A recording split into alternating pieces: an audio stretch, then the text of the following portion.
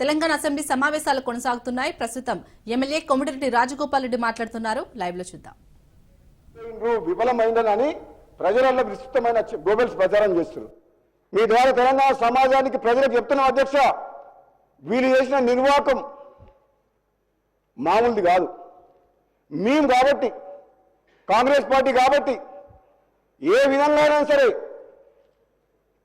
ఈ తెలంగాణలో ఉన్న ఆర్థిక పరిస్థితిని గాడిలో పెట్టి ఇచ్చిన హామీలు నెరవేర్చాలి ఒక్కొక్కటిగా అని చెప్పి ఈ కాంగ్రెస్ పార్టీ ప్రభుత్వం ముఖ్యమంత్రి రేవంత్ రెడ్డి గారి నాయకత్వంలో ముందు పోతున్న అధ్యక్ష, తప్పకుండా కాంగ్రెస్ పార్టీ తెలంగాణ ప్రజలకు ఇచ్చిన హామీలు నెరవేరుస్తుంది. ఈ పేదల కోసం వాళ్ళ కన్నీళ్లు దూర్చేందుకు నిజాయితీగా నిర్విరామంగా కష్టపడతామని చెప్పి తెలియజేస్తూ సెలవు తీసుకుంటాను అధ్యక్ష. Thank you. శ్రీ కృష్ణమోహన్ రెడ్డి గారు.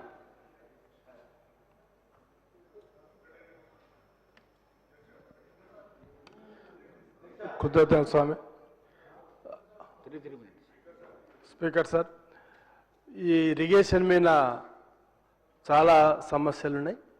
మా గద్వాల నియోజకవర్గంలో అంటే జోగులాంబ గద్వాల జిల్లాలో రేలంపాడ్ అనే రిజర్వాయర్ అంటే ఆల్మోస్ట్ ఆల్ 12 టీఎంసీలు అంటే 2 లక్షల ఎకరాలకు నీటిపారుదల ఉన్న రిజర్వాయర్ ఈరోజు కష్టాల్లో మునిగిపోయింది.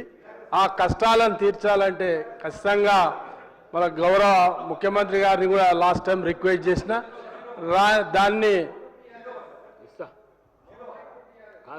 దాన్ని రెస్టోర్ చేసి ఆ రిజర్వాయర్ని 4 టీఎంసీలు నింపుకునే విధంగా మళ్ళీ ఈరోజు పాలమూరు రంగారెడ్డి జిల్లాలో రాబో కాలంలో కృష్ణానది కష్టాలు చాలా ఎక్కువైతున్నాయి.